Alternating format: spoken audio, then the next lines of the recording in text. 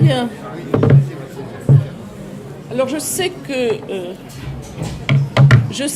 le temps nous est strictement rationné et donc nous allons commencer tout de suite. Je voudrais d'abord vous remercier tous d'être venus, mais je crois qu'il marche. Il marche. Il faut l'approcher peut-être. L'approcher. D'être venus par une si belle journée, surtout que le Mistral a l'air de s'être calmé alors qu'il va se lever demain. Et je voudrais remercier le FRAC de nous accueillir pour cette dernière session du Festival de Pop Philosophie de cette année. Et évidemment, mes remerciements vont à Jacques Serrano qui, depuis 9 ans, organise avec beaucoup de succès ces rencontres. Et on peut l'applaudir. Une Amérique, à l'américaine. Alors, au fond, ce que je vais vous dire, ce ne sont que des choses que vous connaissez. Mais bien que vous les connaissiez, mais c'est bizarre, mais c'est que... Et là, vous m'entendez mieux? Ou alors je peux crier plus fort. Ouais, il faut le manger. Il faut quasiment le manger, mais je vois plus mes papiers. Bon, c'est pas grave. Non, ce que je vais vous dire, ce sont des choses que vous connaissez, mais vous allez voir, parce que vous en avez entendu parler, bien sûr, dans les journaux, les magazines, les journaux télévisés, Internet, enfin, quels que soient vos moyens d'information, mais vous allez voir qu'elle pose quand même à la philosophie un certain nombre de questions légèrement différentes de celles qu'elle s'était posées jusqu'à présent. Alors, je commencerai par une phrase que j'aime bien. Ne mens jamais si tu peux t'en tirer en racontant des conneries. Alors, cette phrase... Non, je crois du sang.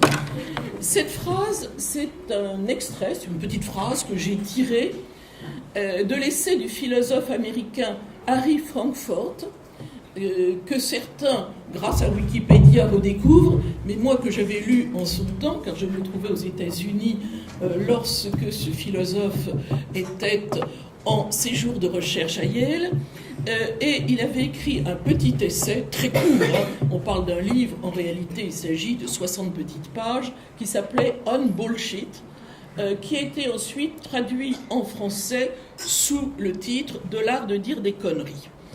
Et c'est dans ce On Bullshit que l'on trouve cette phrase. Je crois que cette phrase, elle est à méditer en ces temps de vent contraire à la vérité. Et dans ce petit essai, qui d'ailleurs ne visait absolument pas la politique, petite parenthèse, ça ne visait pas du tout la politique, on peut aujourd'hui considérer qu'elle vise aussi l'exercice de la politique. À l'époque, c'était une réflexion assez générale. Je pense qu'elle lui avait été suggérée par le fait qu'étant à Yale, où sévissaient un certain nombre de personnes, et notamment, je le nomme Jacques Derrida, lui, en tant que philosophe des sciences, considérait que tout cela était de l'ordre de ce qu'il appelle bullshit. Donc, voyez donc, c'est... se référer à cet ouvrage, encore une fois, dont la plupart de ceux qui le mentionnent ne connaissent que le titre sans l'avoir lu, c'est aussi se tromper sur ce qu'était la visée de cet ouvrage. Alors, ce qui est le plus intéressant, c'est ce que disait, et qui reste toujours vrai, ce que disait Harry Frankfurt. Bullshit is a greater enemy of the truth than lies. Autrement dit, ce qu'on a traduit en français donc par les conneries sont un ennemi de la vérité plus grand que les mensonges. Et c'est de cela dont je voudrais parler. En fait, par bullshit, donc comme je vous l'ai dit, traduit en français par connerie, ce que Harry Frankfurt cible, c'est ce que nous pourrions appeler le baratin. Son but de ce philosophe est de montrer qu'un menteur est et reste tributaire de la vérité. Certes, il la bafoue, cette vérité, mais il en reste tributaire.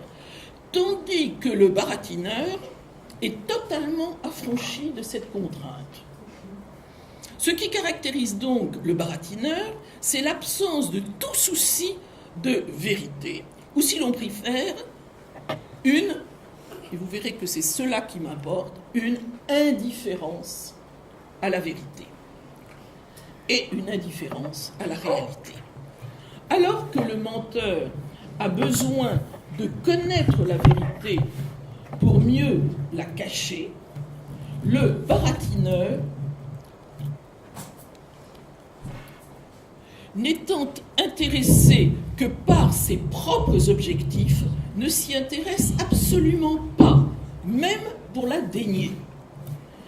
D'où il résulte que si le mensonge est encore pris dans le paradigme oppositionnel vrai-faux,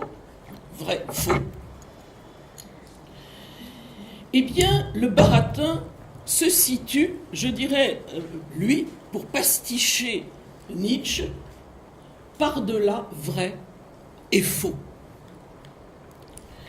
Le problème posé par les bullshit serait donc de savoir, premièrement, si ceux qui les racontent, politiciens, philosophes, bonimenteurs de tout poil, finissent par les croire eux-mêmes.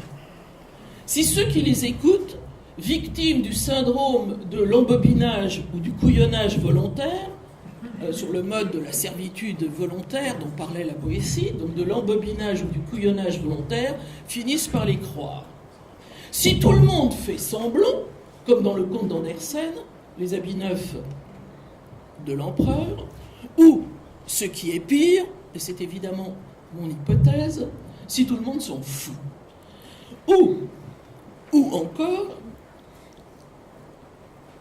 si l'ère du bullshit, qui me paraît une désignation beaucoup plus juste que celle de ère de la post-vérité, sans nous expulser d'une autre, nous a ouvert les portes d'un monde parallèle dans lequel le faux est une forme alternative de la vérité. Ce qui n'est pas la même chose que à chacun sa vérité, pièce de Pirandello qui porte ce titre, ni même de ce que pouvait dire Pascal sur le caractère relatif des vérités. Vous vous souvenez, vérité en deçà des Pyrénées, erreur au-delà. C'est tout à fait autre chose. C'est un monde parallèle dans lequel ce que dans le nôtre on dit vrai, ma foi, se trouve être faux ou inversement. Alors, en préambule, et ça j'y insiste beaucoup, contrairement à ce que pensent ou veulent penser les philosophes, pour y réfléchir, l'homme ne cherche rien moins que la vérité. Car la vérité est souvent cruelle, Dieu sait si Oedipe en a fait les frais, car la vérité est souvent cruelle, douloureuse, à tout le moins dérangeante.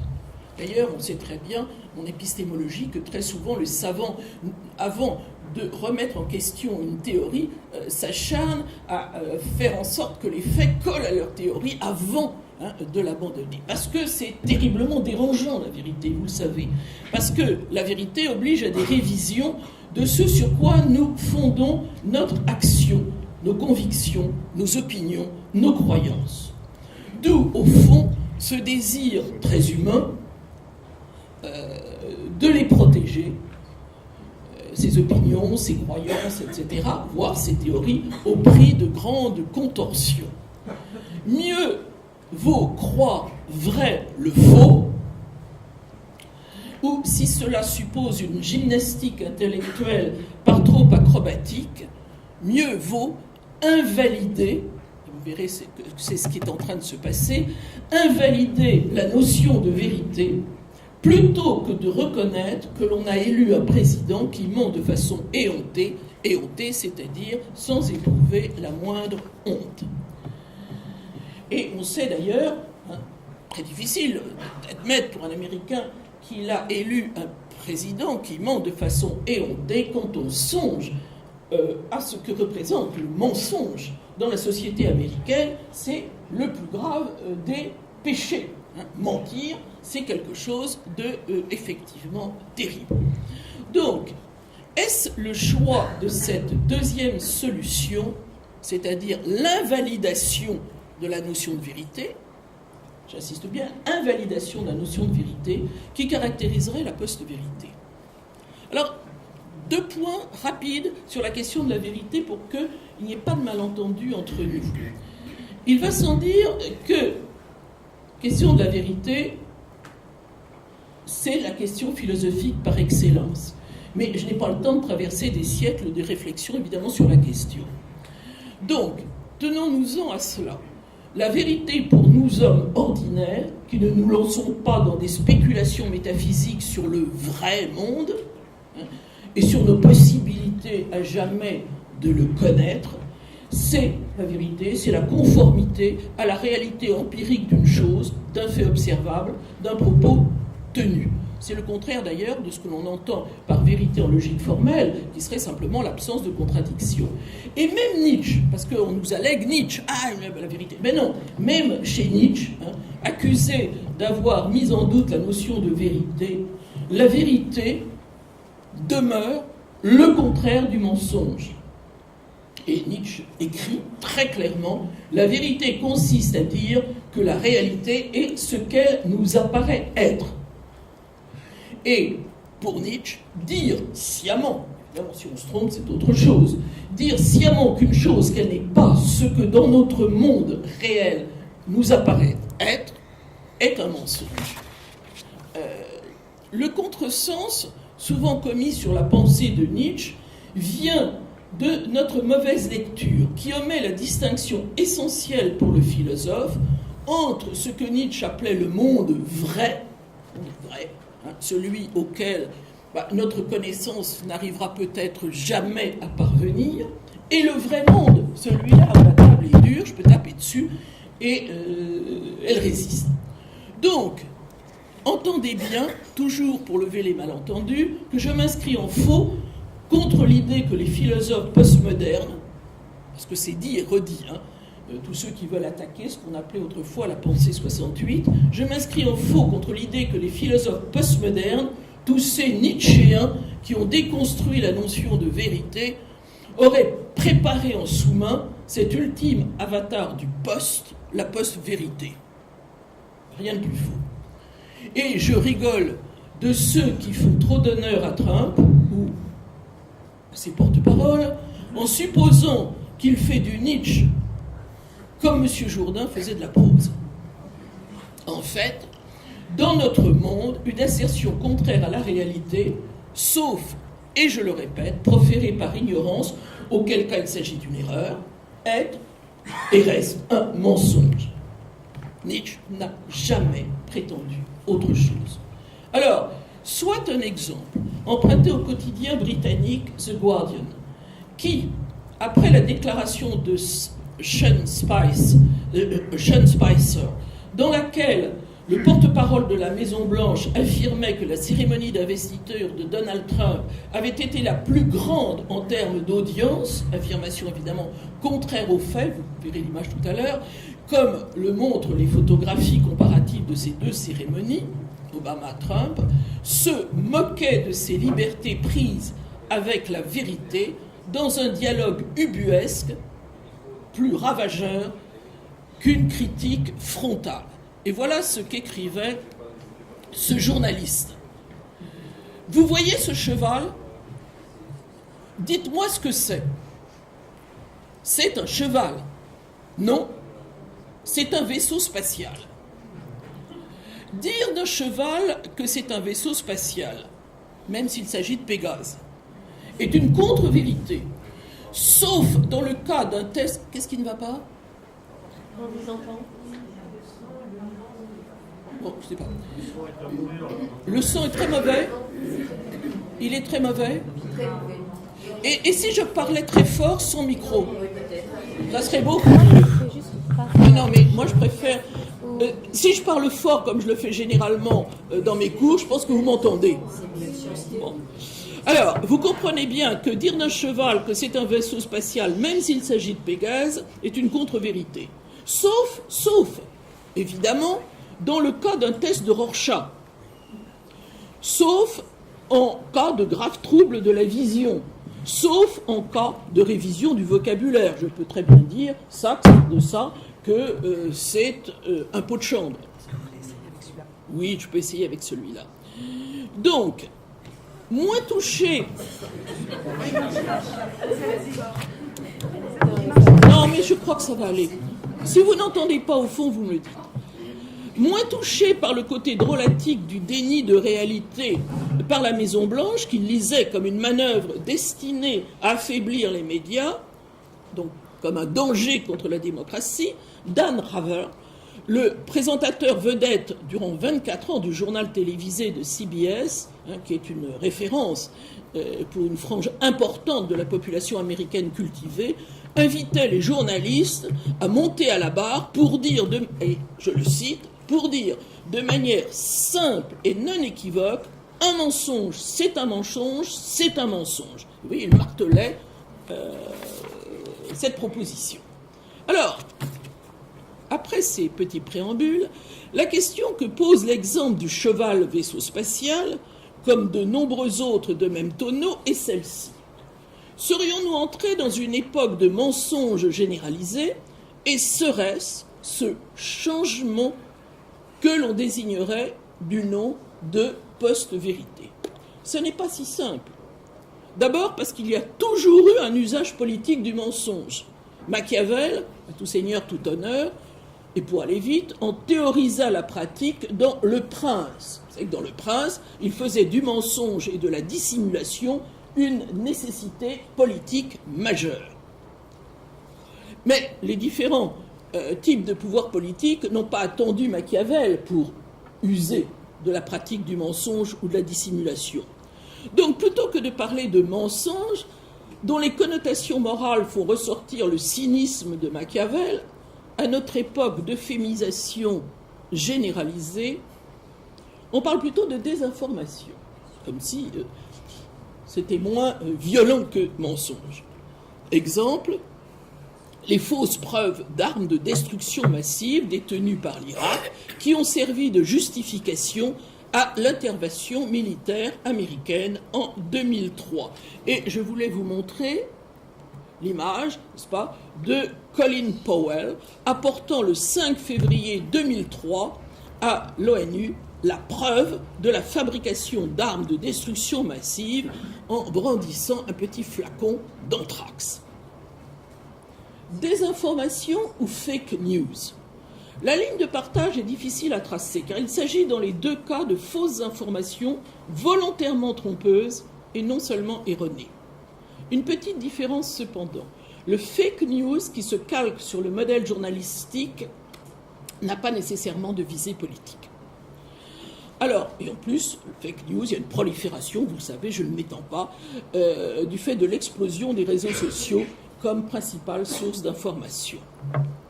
À désinformation et fake news, on pourrait ajouter intox qui appelle en retour la désintox par le truchement de la vérification des faits, le fameux fact-checking. Voir le problème des soi-disant charniers de Timisoara. Mais tout ça est trop simple. Désinformation, fake news, intox, dont la conclusion tirée par le citoyen lambda, et ça c'est vrai que c'est inquiétant, c'est on nous ment.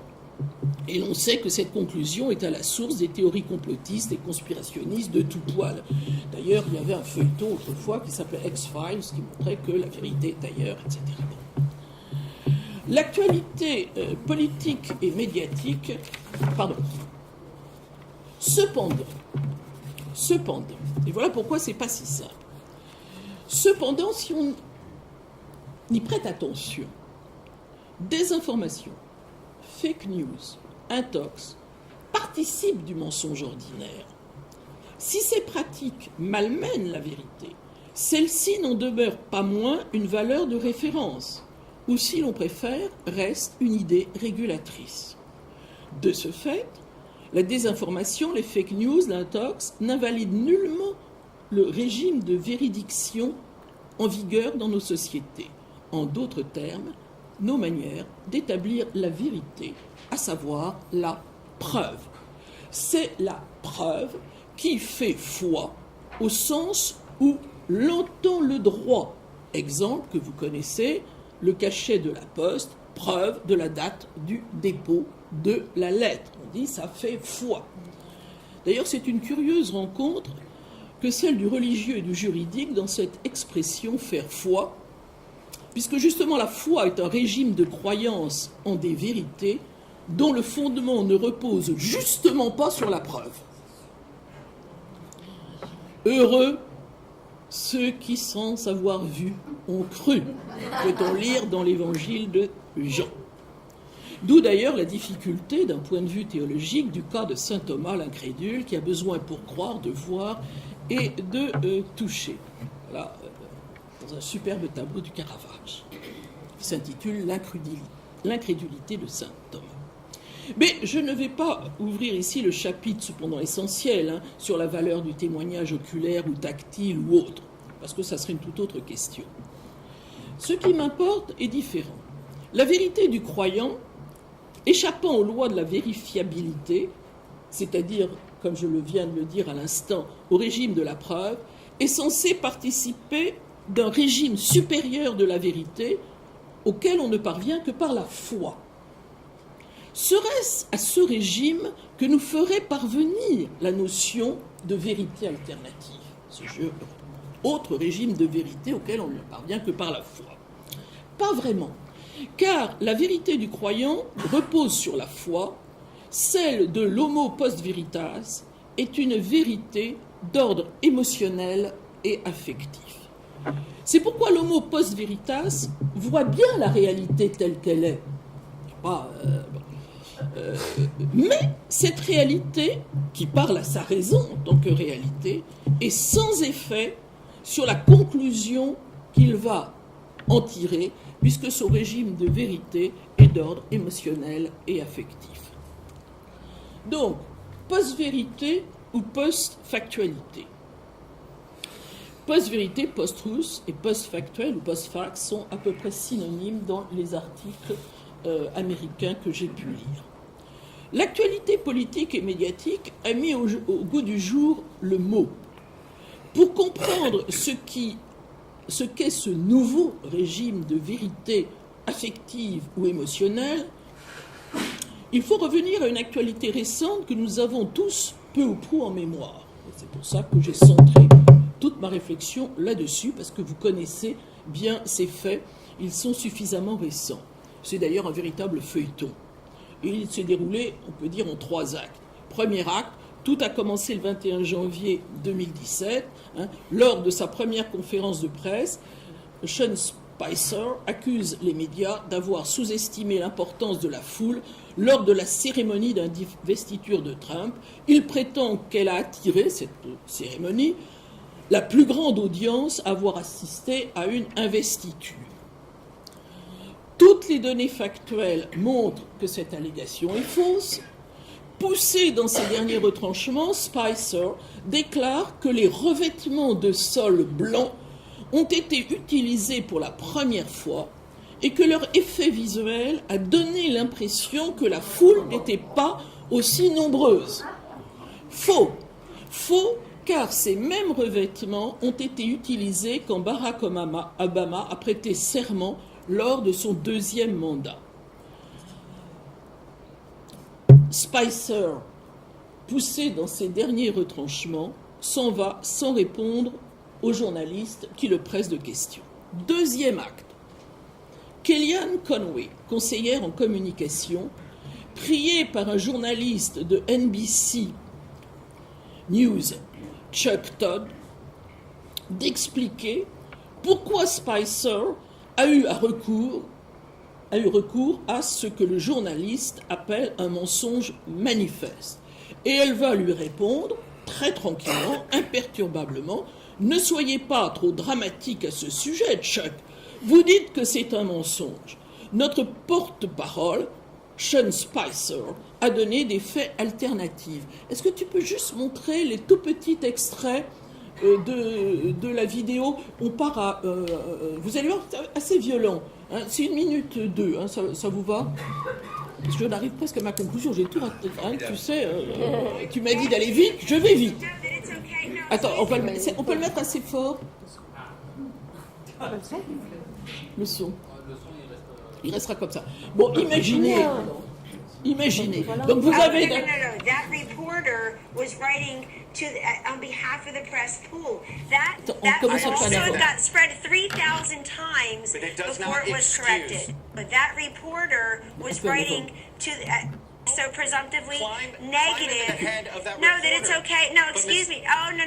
That reporter was writing to on behalf of the press pool. That falsehood got spread 3,000 times before it was corrected. And it's still out there. Excuse, and you did not answer the question. I did answer your question. No, you did not. You did not answer the question of why the president asked the White House press secretary to come out in front of the podium for the first time and utter a falsehood. Why did he do that? It undermines the credibility of the entire White House press office on day one. Don't be so overly dramatic about it, Chuck. You're saying it's a falsehood, and they're giving Sean Spicer, our press secretary, gave alternative facts to that. Il a donné alternative facts. Alternative facts, 4 of the 5 facts he uttered. The one Chuck, thing he got right was Zeke Miller. 4 of the 5 facts he uttered were just not true. Look, alternative facts are not facts. Voilà, on arrête là. Alternative facts are not facts. Chuck, do you think it's a fact or not that millions of people have lost their... Elle est formidable, cette interview. Bon, vous allez dire, alternative facts, ce sont... Bon. Alors, voilà le deuxième acte. Et vous avez entendu Kellyanne Conway dire que, bon, c'est absolument pas un mensonge et que Sean Spicer a donné simplement alternative facts, des faits alternatifs. Alors, il est évident, les journalistes américains sont plus pugnaces que les journalistes français devant les hommes politiques. Alors, il est peu convaincu par cette gymnastique rhétorique et lexicale. Chuck Todd s'entête, j'ai abrégé, et lui rétorque, vous l'avez entendu, ça, que les faits alternatifs ne sont pas des faits, que ce sont des mensonges, puis il reviendra, vous m'avez pas répondu, vous m'avez pas répondu. Bon. Voilà, et dernier acte, après vérification des faits, le New York Times a publié 2 photos, l'une montrant la foule présente lors de l'investiture d'Obama, 2009, et l'autre, le public qui assistait à celle de Donald Trump. Bon, on va passer très vite, ça c'est Conway et Trump. Voilà les deux photos qui, en principe, devaient prouver, n'est-ce pas, que, comme on dit aujourd'hui, il n'y a pas photo. Mais si, il y avait photo, mais ça ne prouvait rien. Ça ne prouvait rien parce que c'est alternative fact. Alors, j'en arrive au point principal qui est en même temps ma conclusion, cher Jacques, pour laisser du temps, comme on me l'a demandé, à la discussion. Alors, je ne sais si avec cette notion passionnante pour un philosophe de alternative fact, de fait alternatif, qui a été décliné, je vous l'ai dit, depuis en vérité alternative, alternative truth, on est entré dans ce que les médias avides de dramatisation appellent l'ère de la post-vérité.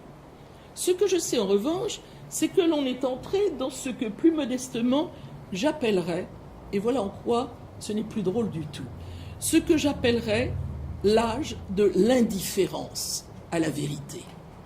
C'est-à-dire que ces 2 images, qui pourtant ne laissent aucun doute, n'ont aucun effet, aucune incidence. Vous voyez, c'est pour ça que j'appelle, on est entré dans l'âge de l'indifférence à la vérité. Et je crois que c'est l'entrée dans cet état d'indifférence qui fait courir à nos sociétés démocratiques le plus grave des dangers. Il faut bien comprendre de quoi il s'agit.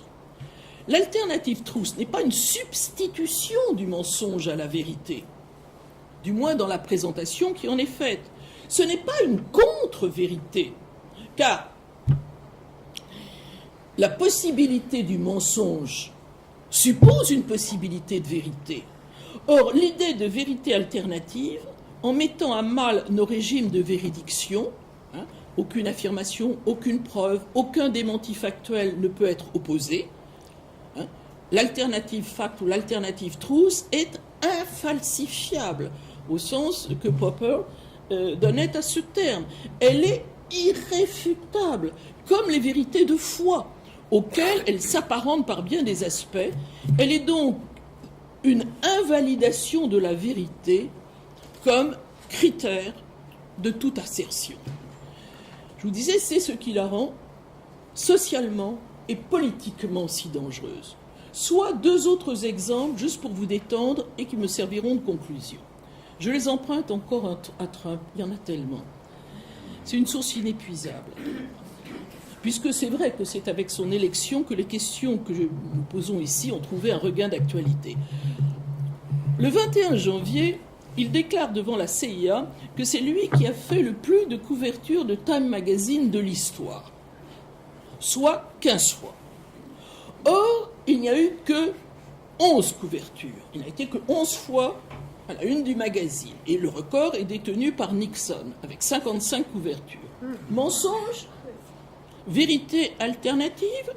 Pas vraiment, puisque le décompte des couvertures est opposable à sa déclaration. Alors quoi ? Trump parle alors d'hyperbole véridique. Truthful hyperbole. C'est-à-dire, au fond, pas un mensonge, une exagération qui pourrait être vraie, ou qui aurait pu être vraie. Pourquoi elle pourrait être vraie, ou pourquoi est-ce qu'elle aurait pu être vraie ? Puisqu'il est le plus grand, le plus fort, ça aurait pu être vrai. Et surtout que ses électeurs le croient. Deuxième exemple, et je le trouve encore beaucoup plus joli.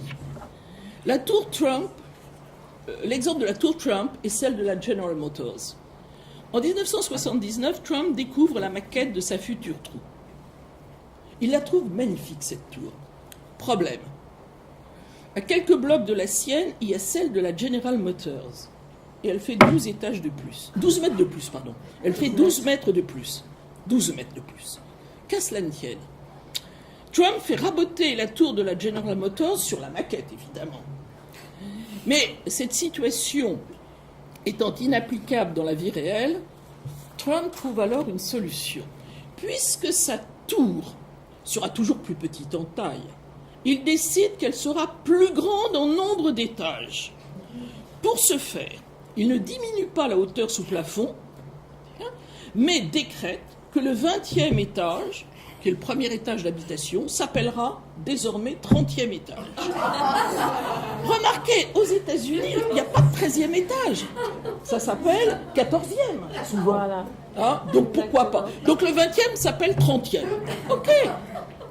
Hyperbole véridique ou déjà fait alternatif ? Posons-nous la question. D'abord, qui fait foi en matière d'élévation d'une tour ? La toise ou le nombre d'étages ? Bon, et vous voyez bien que ce tour, si j'ose dire, d'illusionniste réussit, puisque comme sa tour a plus d'étages, elle est considérée et même vue par beaucoup comme étant la plus haute. Mais d'une toute autre portée philosophique que celle de l'hyperbole véridique, qui somme toute ne traduit qu'une forme pathétique, pour ne pas dire pathologique, de mégalomanie, et la notion de fait alternatif, devenue par la suite celle de vérité alternative. La réaction de Kellyanne Conway pourrait s'expliquer par une mise en question de la valeur du fait, d'une mise en question de la valeur de fait, du fait, sur fond de position idéologique. Les médias mentent, surtout ceux hostiles à Trump. Deuxièmement, et ça se pourrait, ce serait une argumentation parfaitement plausible et même acceptable, les images peuvent être truquées, ou sans être volontairement truquées, modifiées en fonction de l'angle de prise de vue. D'où ce que ça constitue bien une preuve. Pas sûr. Ensuite, on le sait bien, les sens nous trompent. Donc leur témoignage est peu fiable, et on connaît la chanson. Ou bien les décomptes le mode de décompte dans les cas de manifestation sont toujours sujets à caution. Vous connaissez aussi la chanson, à chaque fois qu'il y a des manifestations, les syndicats et la police ne trouvent jamais évidemment le même nombre. L'exemple de Fillon est tout à fait intéressant, parce que Fillon a prétendu qu'il y avait 300 000 personnes au Trocadéro. Or, le problème, c'est que cette place ne peut au plus et bien passer, n'en contenir que 5 000. 50 000, pardon, 50 000. 50 000 au plus. Bon, mais on connaît tout ça. Donc on aurait pu s'appuyer là-dessus. Mais c'est pas ça qui est important. En tout cas, ça aurait été banal, d'une banalité extrême, et je n'en parlerai pas. Le problème, et voilà où le philosophe tend l'oreille, c'est que Kellyanne Conway ne questionne nullement la valeur de fait des faits. Elle ne dit pas, les faits sont relatifs, les images mentent, truquées, etc. Pas du tout. Elle affirme simplement qu'il y a des faits qui nous échappent à nous, qui sommes éloignés de l'Olympe du pouvoir. Ce sont des faits. Elle ne dit pas, c'est douteux, qu'est-ce qui prouve que c'est un... Donc, conclusion. Trump n'est ni un menteur classique, comme peut l'être dans certaines circonstances le prince de Machiavel, ni un postmoderne relativiste qui considère que les faits sont révisables. Il n'y a pas que des faits, que des interprétations, etc.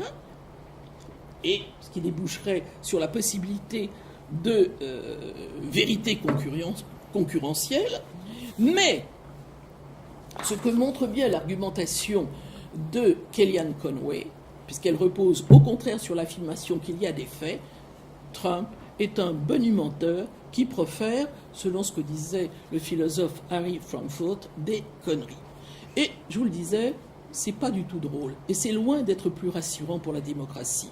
Car la connerie, alias le boniment, subvertit le rapport vrai-faux, ce qu'a très bien compris l'humoriste Stephen Colbert, qui, dans une émission à succès, a introduit le mot valise « truthiness » pour illustrer que l'on peut tenir une chose pour vraie sur la base de simples supposés affectifs sans jamais tenir compte des preuves qui pourraient les invalider. Et voilà, truthiness. Moi j'adore cette truthiness. C'est intraduisé, comment on pourrait dire? Véritude. Véritude, la véritude. Et cette véritude, n'est-ce pas, ce qui est très intéressant, c'est qu'elle permet, elle dit qu'on peut tenir une chose pour vraie sur la de simples supposés affectifs, sans jamais tenir compte des preuves qui pourraient les invalider. Vous pouvez montrer toutes les preuves. Pour ça, ça échappe au régime de véridiction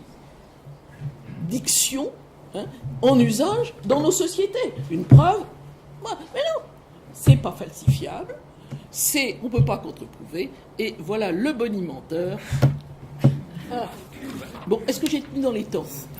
Formidable. Bon. On a 15 minutes d'échange avec Pamela. J'ai coupé, Je trouve que, voilà, ça marche, parce qu'avec mon accent, il faut absolument un micro. Merci beaucoup, Françoise, pour cette démonstration. Moi, je me suis amusée. Oui, voilà, c'est peut-être pas vous, mais j'ai trouvé que c'est amusant et pas drôle en même temps. Et nous, les démocrates, on a très, très envie de regarder ça. On cherche des hypothèses. Merci. Et je voudrais aussi juste très, très vite remercier Jacques Serrano pour cette invitation, pour que je puisse parler de notre position de démocrate un petit peu, mais aussi un peu de la position de la psychanalyse. Et alors, à propos comme justement, si je fais tout ça, c'est pour chercher des réponses à comment on est arrivé là. Parce que c'est grave, au fond, c'est assez grave. Et nous cherchons des hypothèses, et donc c'est très utile d'en parler.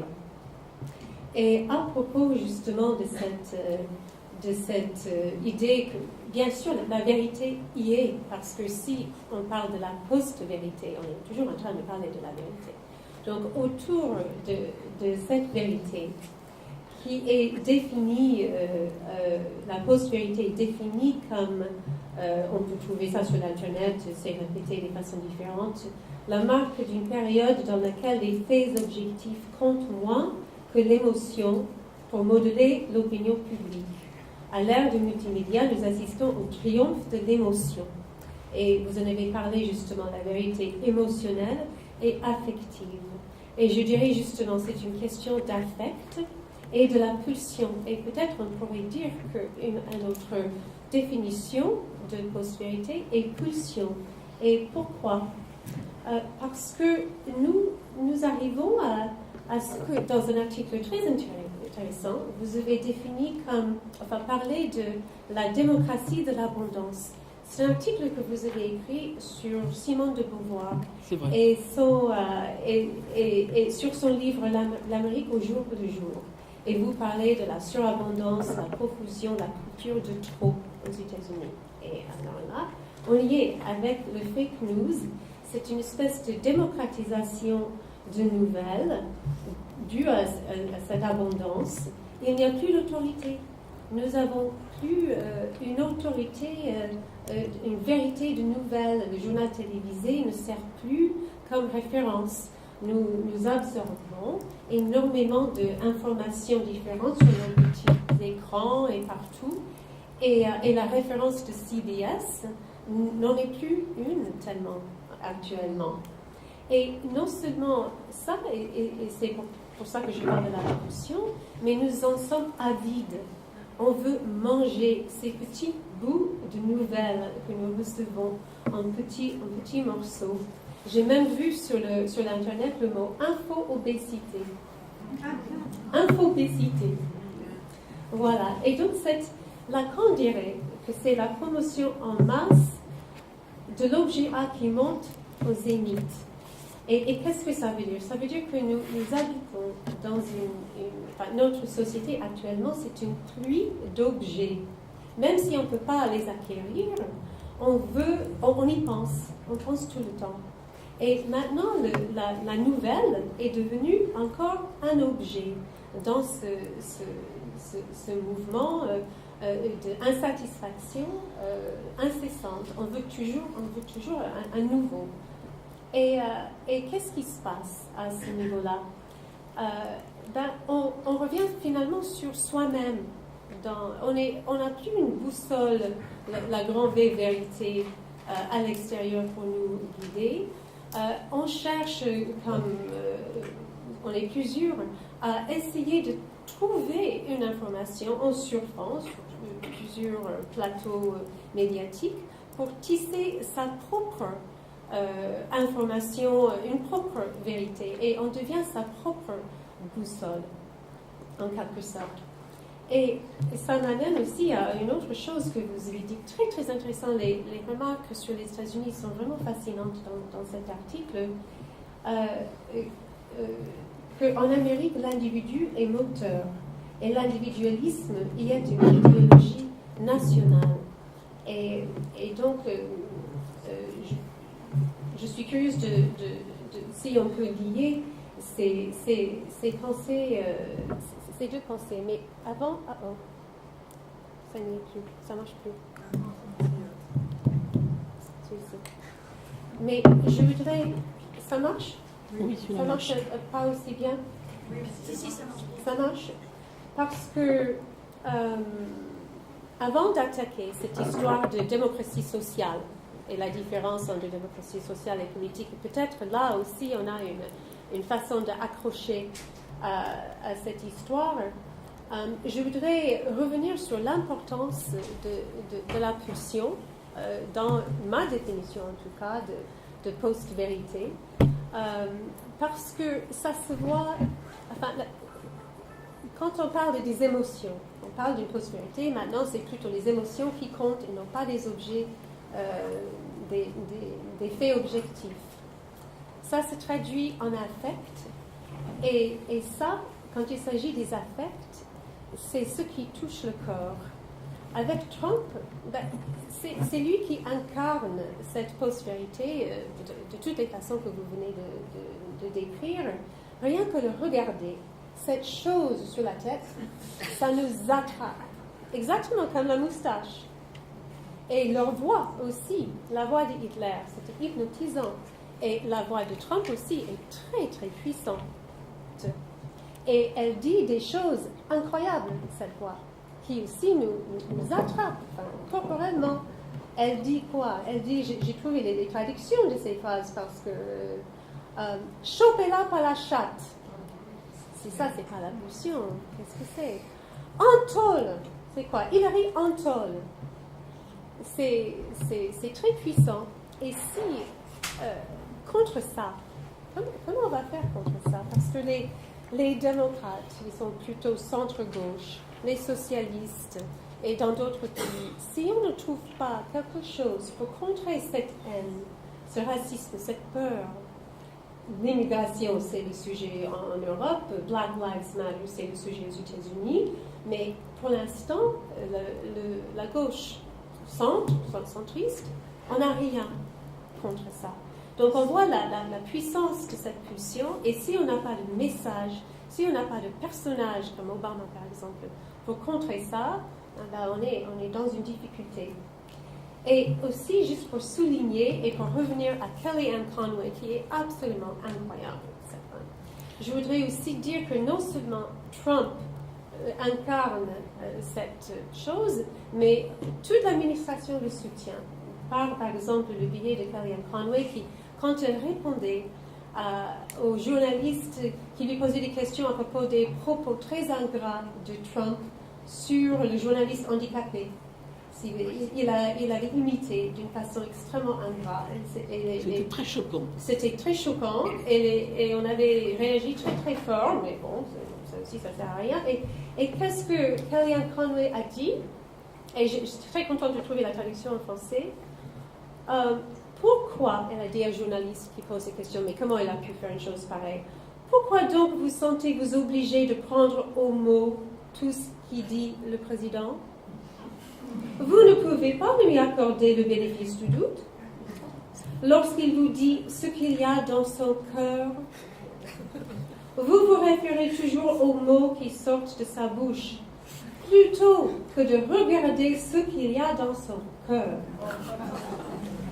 Donc voilà. Donc ça, c'est terrible. Et comment faire avec tout ça?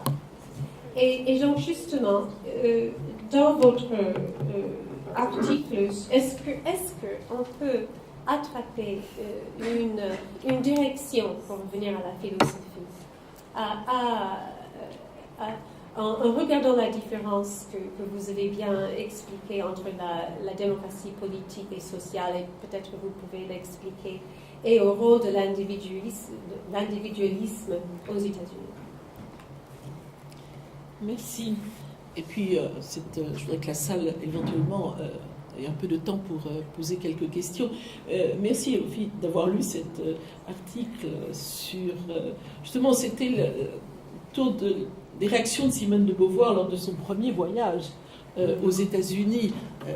Ça donnait naissance à un essai qui s'appelle «L'Amérique au jour le jour». Et c'est vrai qu'il s'agit de montrer comment l'individu... Enfin, pour moi... comment l'individualisme est une idéologie.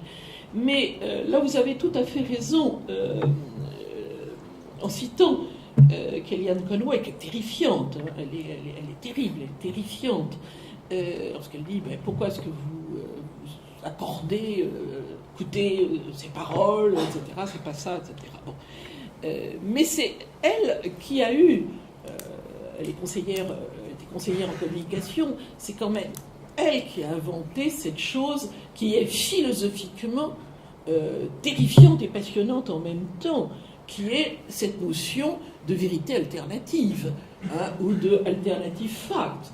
Parce que, et vous l'avez bien dit, et vous avez montré que c'est bien quelque chose qui est en rapport évidemment à la pulsion. D'ailleurs, on pourrait rappeler Lacan du rapport de la psychanalyse à la vérité. Bon, il n'y a pas de vérité, etc. Bon.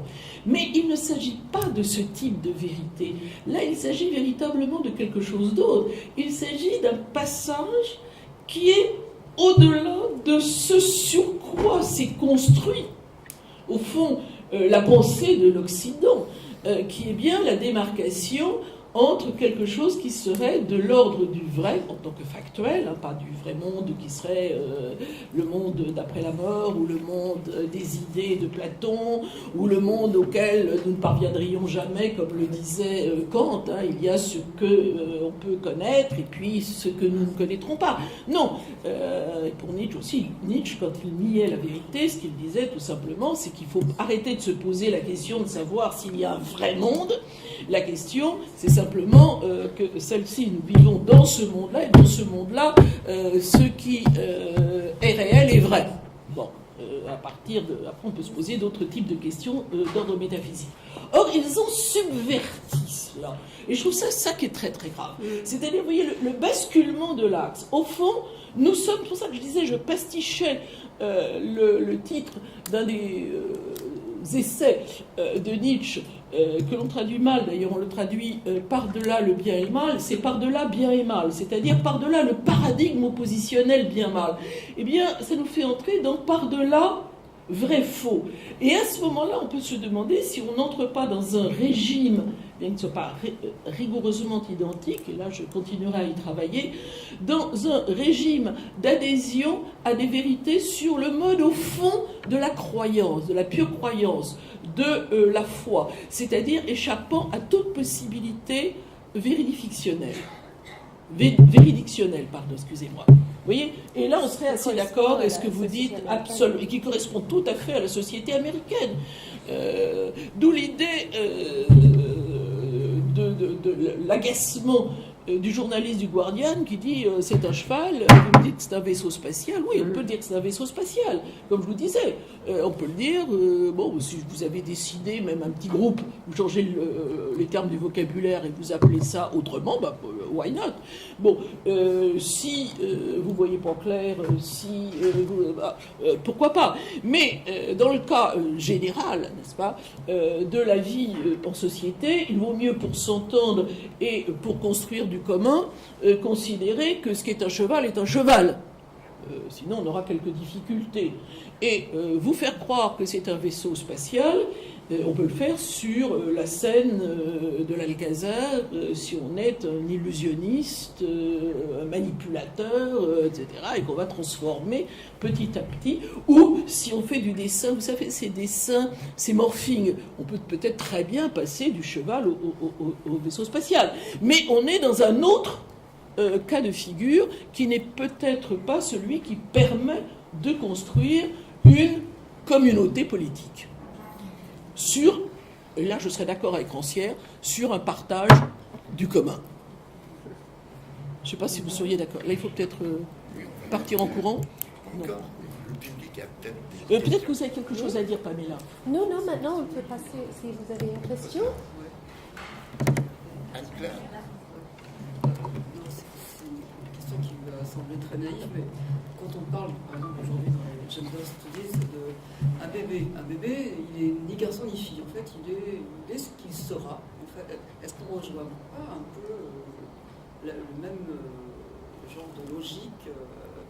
Alors, évidemment, c'est tout à fait naïf comme question, mais ça rejoint un petit peu, il me semble, ce genre d'assertion. Je veux dire, un bébé, il est garçon ou fille, enfin, il a des signes extérieurs, effectivement. Alors, il sera ou il sera... Enfin, alors, on ne peut pas dire qu'il, maintenant qu'il est garçon ou fille, il est ce qu'il va se construire, il est ce qu'il sera. Bon, ok. Pamela connaît sans doute ça mieux que moi, mais... et je vais tout de suite vous donner la parole. Mais il y a une chose quand même, moi, qui m'inquiète énormément aux États-Unis.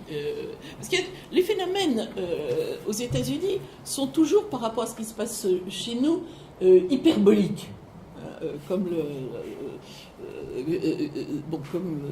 ce dont parlait le mensonge hyperbolique de Trump. Non, c'est toujours hyperbolique. Il y a une chose qui est terrible, mais c'est un peu en dehors de ce que nous disions, mais ça répond peut-être à ta question.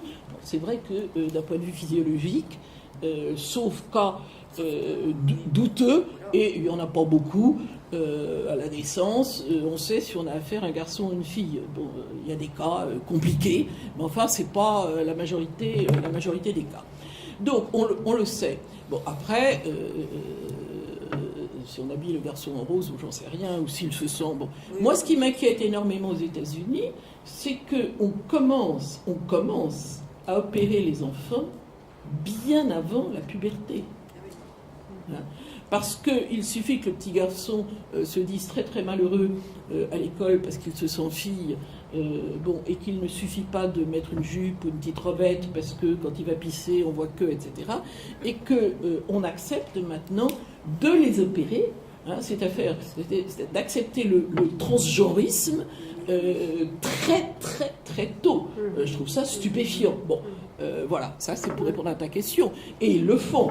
Je pense qu'en France, pour l'instant, ça ne se fait pas. Je pense qu'il y aura des lois, et surtout des comités d'éthique, qui penseront qu'avant, sans doute, la majorité, la chose ne doit pas pouvoir se faire. Ce n'est pas le cas aux États-Unis. Oui. Et c'est quand même troublant. Je peux même donner un exemple. J'ai une très bonne amie à San Francisco, enfin en Californie, a dit à son petit garçon qui a vu le sexe de son papa, a dit « Maman, je veux pas un sexe comme ça me fait peur. Ne t'inquiète pas, chérie, quand tu as 18 ans, tu pourrais te faire opérer. » Et voilà, donc qu'est-ce que ça va faire sur l'adolescence de cet enfant, etc. Mais bien sûr que la vérité subjective d'une personne par rapport à sa biologie, ça, c'est l'histoire de genre. Et ça, c'est... on ne peut pas se référer à une vérité autre grand A quand il s'agit de ça. Ça, c'est vraiment quelque chose de très personnel. Mais ça me fait penser à quelque chose sur lequel je voudrais revenir en vitesse et qui est très, très important. C'est que la différence entre cette vérité qui est tombée, qui est floue, que maintenant est remplacée par les objets, ensuite que le grand autre de vérité grand V n'existe plus, et l'autorité, comme on l'a connu, ça n'existe plus, et c'est remplacé par, surtout quand il s'agit du capitalisme, de ça et tout le reste, de tous les autres objets. Ça, il y a une différence entre ça et la désinformation, qui est une façon délibérée de la part de, par exemple, Steve Bannon et l'extrême droite aux États-Unis, de désinformer et manipuler les masses. Et ça, c'est toute une autre histoire qui est très, très dangereuse. Mais malheureusement, ça n'a pas attendu Trump.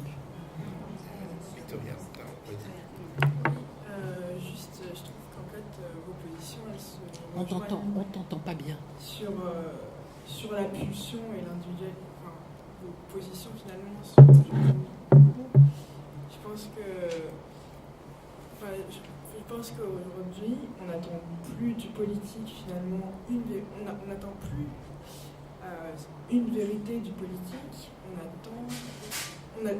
et le politique, je pense, a très bien compris que son rôle plutôt de sophiste, il construit une vérité, que chaque catégorie à laquelle il s'adresse va vouloir finalement entendre. Et je pense qu'à la fois la société est en demande de ça, et le politique lui sert finalement. C'est vrai, mais vous voyez, dans ce que je voulais dire, je pense que ça va encore plus loin, puisque c'est la vérité comme critère de référence qui est en train de disparaître. Quand un politique sert à chaque groupe social la vérité qu'il a envie d'entendre pour pouvoir recueillir le maximum de voix. D'ailleurs, généralement, c'est pas seulement la vérité que le groupe social a envie d'entendre. Très souvent, si vous décryptez certains discours de politique, vous apercevez qu'ils mettent des mots signaux dans leur discours, c'est-à-dire des mots qui font tilt pour telle ou telle catégorie de la population. On a un seul discours et puis il y a un mot pour tac, ça va faire tilt pour cette catégorie, tilt pour une autre, etc. Donc il y a... tandis que là, le problème, c'est pas de dire la vérité qui va faire plaisir, c'est l'idée que la vérité est devenu, c'est pour ça que j'insistais là-dessus, je ne sais pas comment mieux le dire, je me suis dit que j'allais travailler pour trouver peut-être un meilleur terme, que la vérité est devenue indifférente. Du coup, si vous dites c'est faux, bon, sauf vous, si la vérité est indifférente, bon, c'est pas faux, c'est pas bon. Vous voyez, c'est tout d'un coup quelque chose qui a basculé. Et on est entré là dans un mode de pensée qui me paraît terrible pour l'avenir si on y reste. C'est pas le fait que la société, parce qu'elle est éparpillée maintenant, c'est qu'elle s'informe à des sources multiples, que ça se construit en petits groupes qui partagent les mêmes croyances, les mêmes opinions et qui se les fabriquent, qui se les échangent, etc. C'est pas cet éparpillement, c'est-à-dire qu'il n'y a plus la grande messe du 20h ou la grande messe des journaux, etc. C'est un fait et ça favorise cela. Mais le pire n'est pas là. Le pire, c'est le fait que la vérité tombe à la trappe. Parce que même dans X-Files, qui paraît-il va revenir comme feuilleton, on verra, bon, c'est sans doute daté pour les effets spéciaux, c'était une série culte quand même. Bon, il y avait toujours la vérité est ailleurs. Enfin, si vous vous souvenez, hein, c'était la vérité est ailleurs. Mais il y avait toujours la vérité. Elle était bien quelque part. On nous mentait. Hein, on nous dissimulait, on nous racontait des balivernes, etc. Puis il y en avait qui savaient, et, bon, bon. Mais elle était ailleurs. Mais donc il y avait quand même une vérité. Et s'il n'y en a plus, et c'est là la question philosophique, moi, qui m'importe.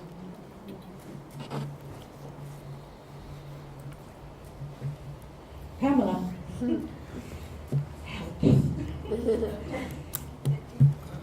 Corrige-moi si j'ai tort, mais j'ai lu plusieurs articles, plusieurs études qui montrent que quand on confronte les gens, croient tout ce qu'il dit Trump. Oui, bien sûr. Quand on les confronte, on dit, voilà, c'est pas la vérité, voilà les faits. Et les gens, au lieu de dire, oh oui, oh mince, ah, on s'est trompé. Non, ils gobent encore plus. Bah, c'est une vérité de foi, c'est ce que j'appelle la vérité de foi. Qu'est-ce qu'on fait? Ça change rien. Si on lui montre les faits, ça change rien. 2 n'est pas 6. Comment faire? Comment se battre contre ça? Vous voyez cette image? Ça change rien. Ça change rien. Ce n'est plus une histoire de raisonnement. Non, non. C'est plutôt une histoire de comment contrer ce mouvement. Leur raison. C'est ça ma question tout à l'heure avec pratiquement avec nos partis, par exemple. Hein, si on est démocrate, c'est parce que non seulement peut-être on aime le parti ou pas, mais c'est quand même une façon très efficace de lutter contre Trump. Une idée que j'ai, que je ne cesse pas de répéter avec toi et avec les Américains, c'est voter. Mais pas voter pour quelqu'un en particulier, voter au nom de voter. Voter pour participer. Trouver des façons de faire vouloir les gens bouger. C'est ça. C'est la seule façon de contrer, parce qu'on est au-delà de la vérité. Absolument. C'est ça que je voulais dire par la pulsion. Et vous aviez raison. Et ce que vous dites est vrai. L'Américain, sa raison, lui permet de voir l'image et la différence. Hein, en tant que homo rationalis. Mais ce que j'appelais l'homo post veritas, change rien. Ça ne change rien. Ça n'aura pas d'impact. Ça n'a aucun effet. Et on pourrait dire que Trump, s'il est là, c'est parce qu'il est parfaitement symptomatique de cette histoire de post-vérité. Absolument. C'est le symptôme paradigmatique. Vous avez entièrement raison. Pour ça que c'est un cas philosophique, absolument. C'est un cas clinique très intéressant, mais c'est un cas philosophique aussi très intéressant. Oui, voilà. C'est un peu arrêté. Bon. Allez, on change de... On vous libère. Il y a encore une question. Ah. Bonjour. J'aurais voulu un petit peu... on a parlé de cette post-vérité, mais les causes, je ne sais pas si vous y avez réfléchi. Qu'est-ce qui peut justement mettre aujourd'hui le citoyen américain, qu'est-ce qui peut expliquer cette capacité à omettre la vérité? Et donc j'ai là-dessus peut-être une hypothèse à vous soumettre, mais c'est dans un monde où la vérité peut-être n'apporte plus de sens, d'aide à l'existence d'un Américain qui est peut-être habitué, vous le disiez vous-même, à consommer l'information. Est-ce que cette omission de la vérité ne lui redonne pas, ne répond pas à sa quête de sens? Quête de sens. C'est difficile. Non, allez-y. Oui, mais je dirais c'est multifactoriel. Mais c'est multifactoriel. Ce que vous suggérez est sûrement un des facteurs. Et je retiens l'hypothèse. Il y en a d'autres. C'est pour ça que j'assistais, je suis passée beaucoup trop vite parce que je n'avais pas le temps d'expliciter sur l'idée que ça nous fait entrer dans un monde parallèle. Vous voyez, l'Américain qui est électeur de Trump, qui regarde ces deux images, il est dans deux mondes à la fois. Il est dans un monde où il voit ce qu'il voit. Bon, encore une fois, sauf s'il souffre de troubles de la vision, de troubles mentaux ou autre chose. Mais faisons l'hypothèse qu'il voit qu'il est normal, à peu près. Donc, il voit ce qu'il voit, il n'en tire aucune conséquence. Mais parce que dans un monde autre, dans un monde parallèle, cela aurait pu être. Et je me demande si le fait aussi d'avoir l'habitude, par les jeux électroniques, etc., d'être dans plusieurs mondes en même temps, où les vérités ne s'excluent pas l'une l'autre. Hein, elles ne s'excluent pas l'une l'autre. C'est pas ou ça ou ça. Au début, je vous montrais ça. Non, c'est tout. Vous voyez, je vous montrais ça. Bon, c'est plus du tout ça. C'est c'est dans le vieux monde, ça. Pas du tout. Tout ça peut coexister, hein, dans des mondes qui sont parallèles. Et je me demande si ça n'est pas, je dis pas le seul, hein, si ça n'est pas aussi un des facteurs qui nous a fait basculer dans cette indifférence à la vérité. J'aime beaucoup, c'était bien quête de sens, c'est ça? Et ben oui, peut-être on peut ramener ça à ce que je vous ai dit tout à l'heure à propos de la foi. Et les États-Unis, on est basé sur ça, on est des gens oppressés à cause de notre religion plutôt, et donc on a créé énormément d'églises et ça ne s'arrête pas. Il y a une émergence incessante d'églises aux États-Unis. Encore des objets, si vous voulez, presque à consommer. Et peut-être là, cette foi qui est derrière la création de ces églises passe maintenant au-dessus de la raison dans tous les domaines de notre vie. C'est une hypothèse à explorer, cette quête de sens à partir de la foi maintenant, qui n'est pas loin de la radicalisation, en quelque sorte. Qu'on voit malheureusement dans toutes ces façons terribles. Et voilà, c'est encore une piste. Merci.